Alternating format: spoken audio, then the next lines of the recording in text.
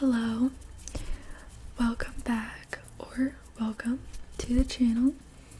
I am Simnity ASMR.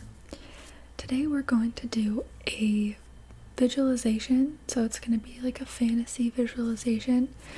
You can close your eyes if you want to, but you don't have to. You can keep them awake, whatever you're more comfortable with, and then just try and, get in a comfortable position, like lay down, sit down comfortably, whatever works the best for you. And yeah, we're just gonna get into it. So to start, you're going to imagine that you're driving. You're driving somewhere that you aren't really excited to go, but you're not dreading it either. And you've been driving for a while, and your tank is almost empty. So you start looking for a gas station. And in the distance, you see the lights of a gas station come up in the horizon. So you decide to go to the gas station. And as you get closer, you recognize it as a familiar gas station. It's the one you usually go to. So you feel safer knowing that it's somewhere you've been before. And you drive closer to the gas station. Then you park your car, get out, and fill up on some gas. And then as you're filling, you start feeling a little bit hungry and like maybe you kind of want to go to the bathroom. So you decide to walk inside the gas station.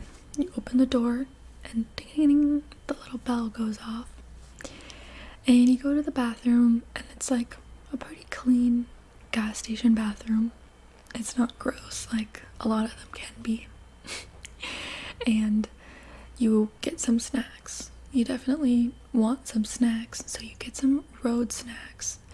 And you pay. The cashier's like nice, but they don't try to start a conversation with you, which I think everyone appreciates that on a long journey.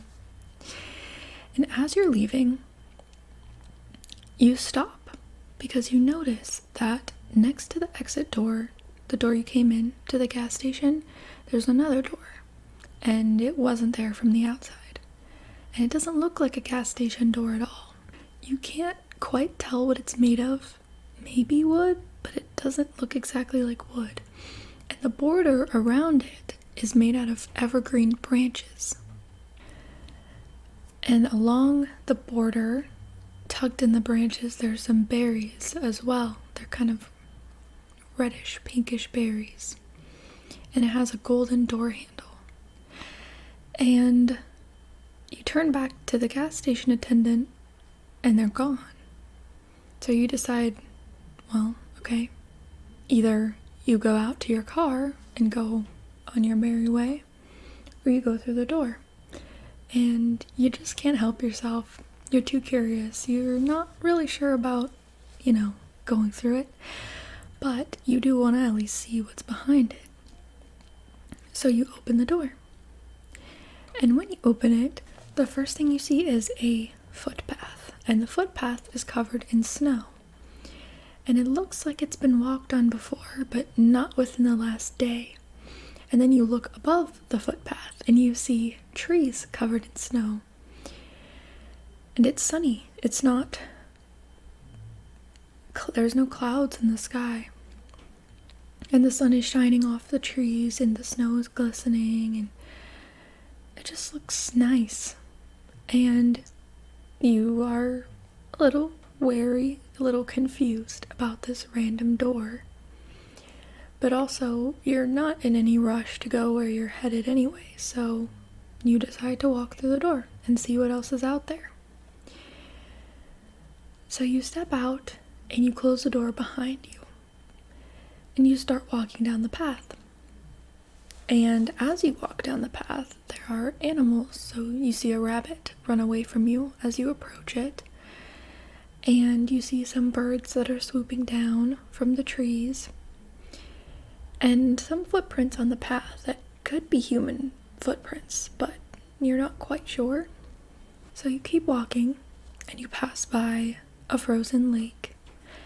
And on the frozen lake is a small group of deer. And they look like they're skating on the lake for fun. And you think, that doesn't make sense. Why would a deer do that? But then you remember that why would there be a random door leading to a wintry forest in the middle of a gas station?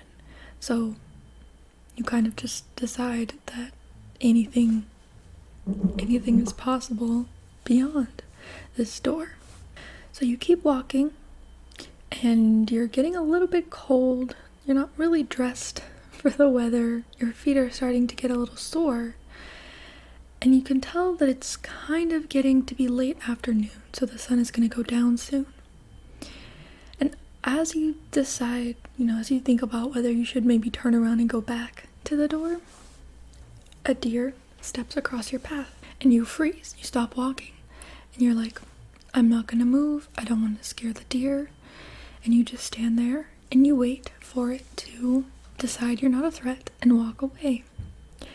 But it doesn't. It just stands there and looks at you and kind of tilts its head a little bit. And you're like, what do I do in this situation? And then the deer says something to you. It sounds a little annoyed, and it says, who are you? And you tell the deer your name, because what else would you do in this situation? And the deer looks at you and goes, okay, well, I don't know you. How did you get here? And you say, well, I am a person and I just came through this door. And the deer goes, hang on a second. This is not usually where people come out, What door are you talking about? And you go, I don't know, I was just in this gas station and then I saw this random door. And I just went through it. And the deer goes, first of all, why would you do that? And second of all, don't panic. I'm not really sure why a random door opened up in the gas station. That's never really happened before. But you are not the first person to end up here. And you can get home, eventually. I am Claudius. I am a deer, as you can see. And, I don't really know how to explain to you where you are right now. But, it's fine. It's chill. It's, just try not to panic. I'm not actually a human welcomer myself, so I don't really know, the script. But just, if you want, come with me and I'll bring you to the village. You can meet everyone and sort of figure out what to do. And you're sort of faced with this confusing situation of this clearly socially awkward deer who doesn't really know how to handle seeing you. And you really don't know how to handle seeing him either, so it kind of makes you feel a little more at ease. And you say, well, so there's other people that have come here. If they haven't come in through random doors, how do they get here? And the deer goes, well, usually on purpose. Usually finding little gaps where space is kind of just doesn't close up all the way, like places where you lose things, like behind the washing machine or, between the floorboards, that kind of a thing. They usually come here on purpose, but hey, I'm glad to have you. And you say, oh, thanks, I'm glad to be here, because, that's just what you say. And Claudius goes, well, just come with me. It's gonna get dark soon, and we got places for you to sleep, if you want. And you kind of turn around and look in the distance where you came from and decide, why not? So you follow Claudius the deer, and you guys are walking, and it's starting to get a little bit darker outside, and you're starting to think maybe it was not the right idea to follow a talking deer further into the woods. But then you start to see lights in the distance.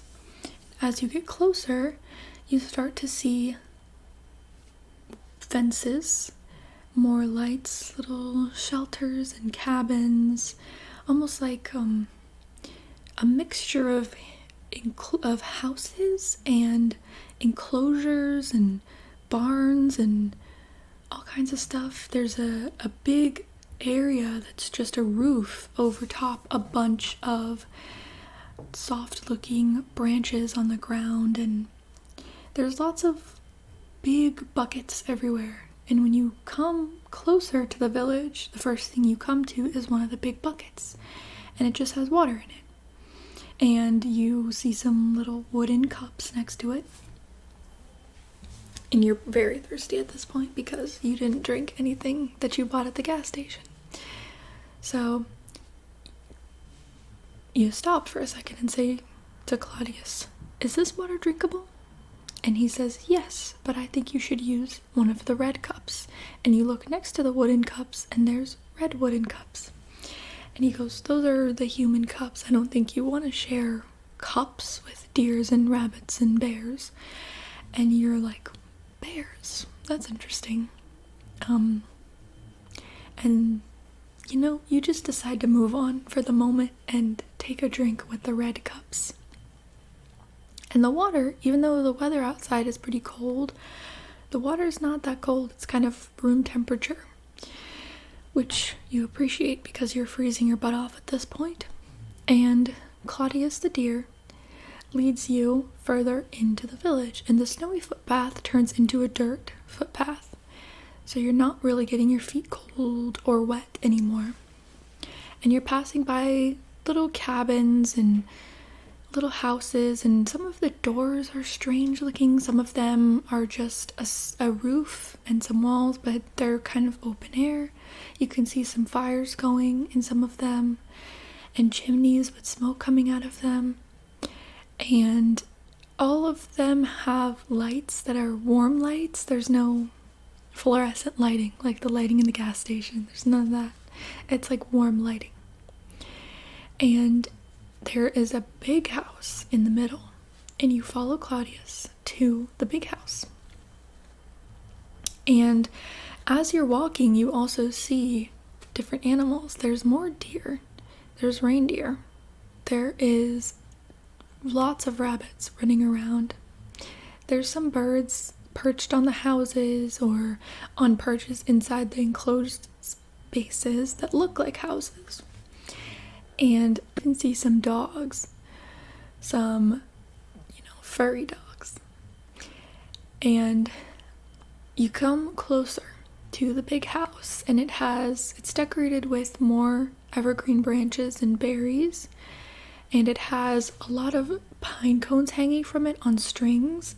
And the pine cones, some of them have birds on it, and when you get closer, you notice that they have some sort of, it almost looks like peanut butter and seeds covering them. And there's birds and squirrels that are eating the peanut butter, and the seeds.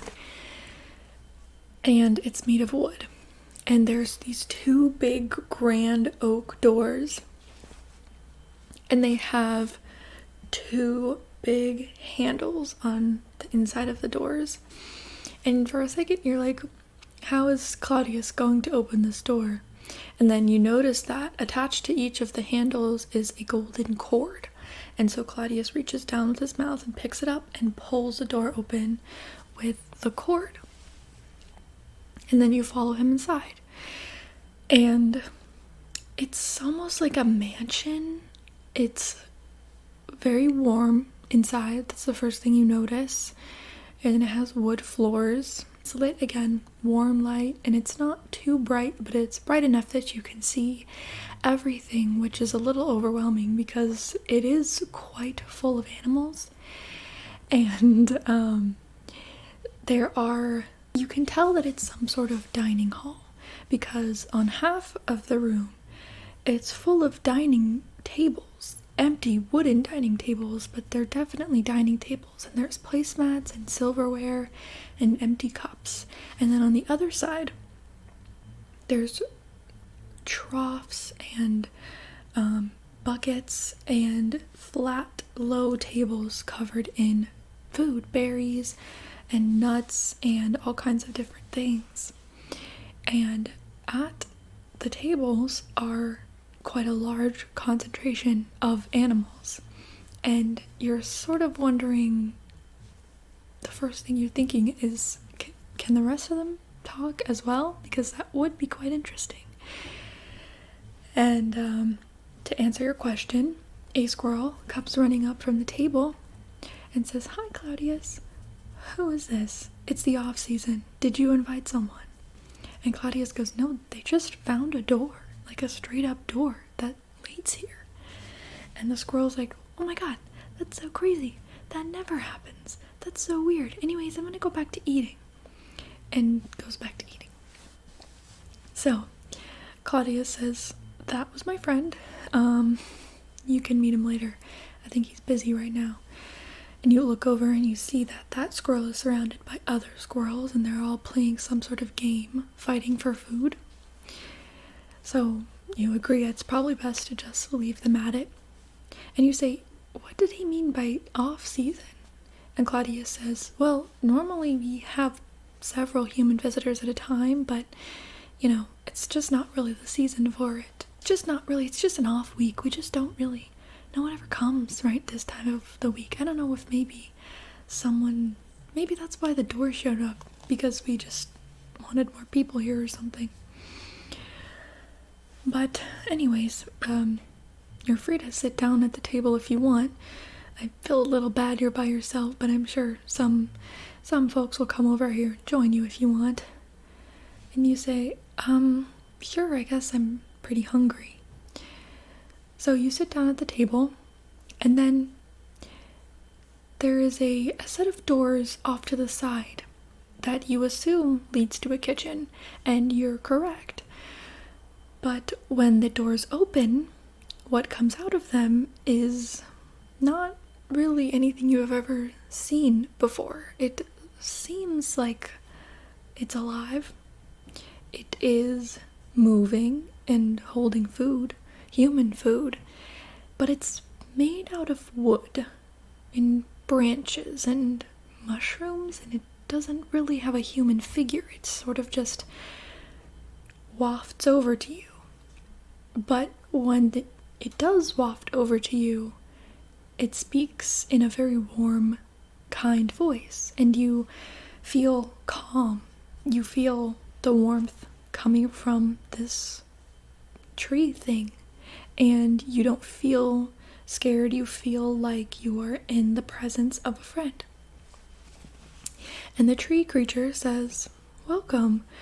I wasn't expecting anyone, but I'm happy you're here. I have some food for you. What do you like to eat?" And so you tell the creature your favorite food, and to not be rude, you introduce yourself as well. And the tree says, "I'm very happy to have you here.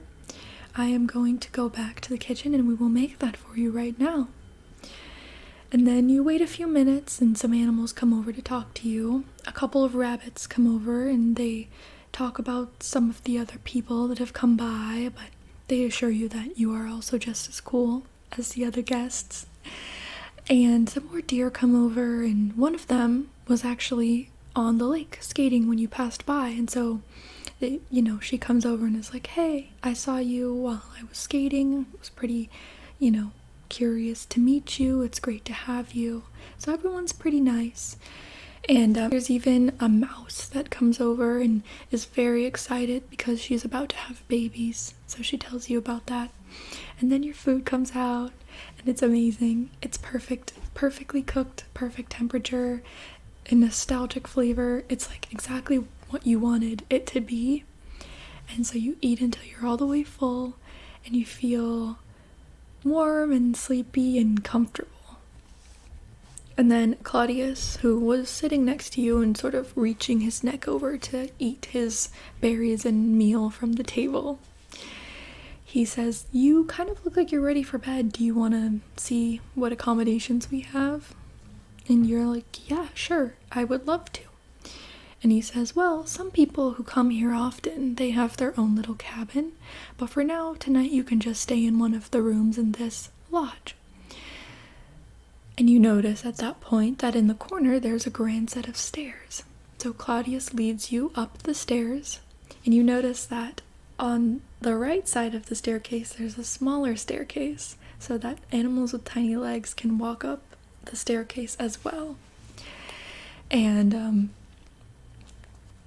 Claudius brings you to the first level above where the dining hall was, and it's just a hallway with doors, and it's almost like a hotel hallway, but the doors are a little more spaced out, so you can tell that the rooms are a little bit bigger than a hotel room. And the doors are all made of wood, but they're kind of like a faded emerald green color. And so Claudius takes you to a door. It says 107, and he pulls on the little cord attached to the door handle, and you walk into the room.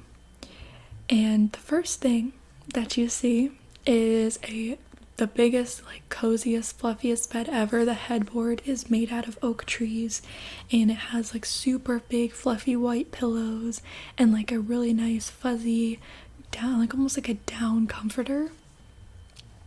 And you're like, wow, this looks actually amazing. And then you see there's a TV, and there is a little mini bar and fridge situation next to the bed, and you open it and there's like all kinds of stuff in there that you really like to have.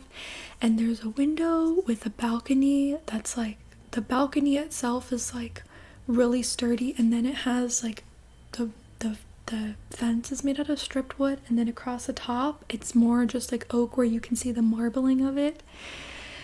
And it's kind of like you can kind of see the sun has sort of just gone down, and so you come back inside. Claudius says, well, enjoy.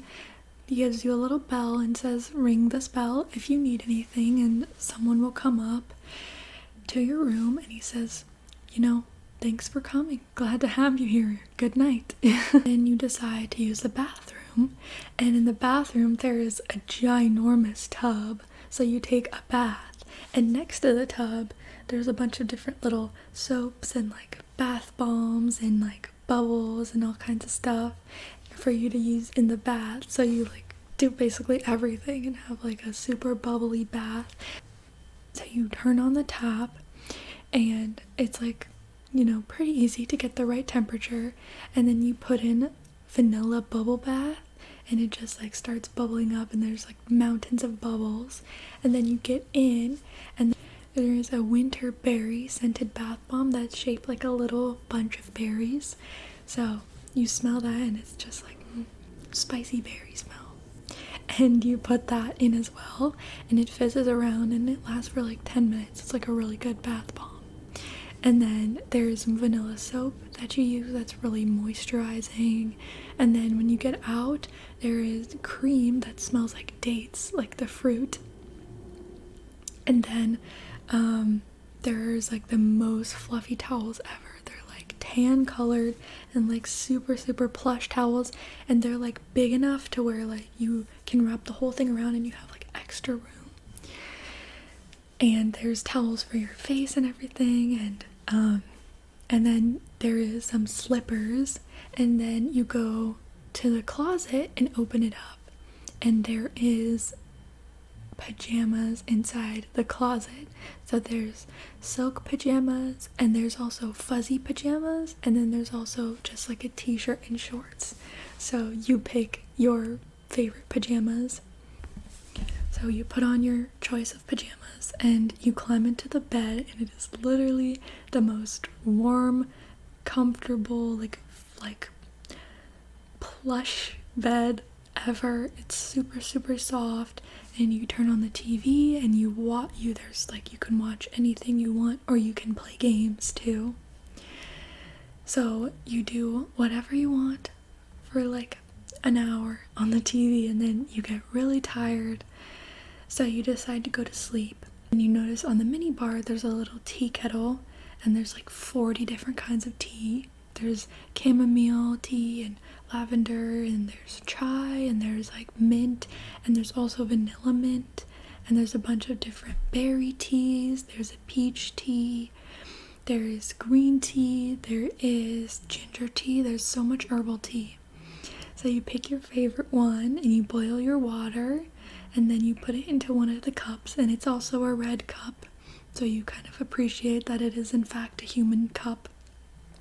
And then you get your tea, and then you settle into the bed, and you drink it, and you feel super warm inside your belly from the tea, and you feel super clean from the bath, and you just snuggle up in the covers and go to sleep. And it's the best sleep ever. And you have very peaceful and relaxing dreams. And the next morning, you're going to wake up feeling so rested and ready to discover what adventures are waiting for you in this mysterious village, in this mysterious woods. Thank you so much for watching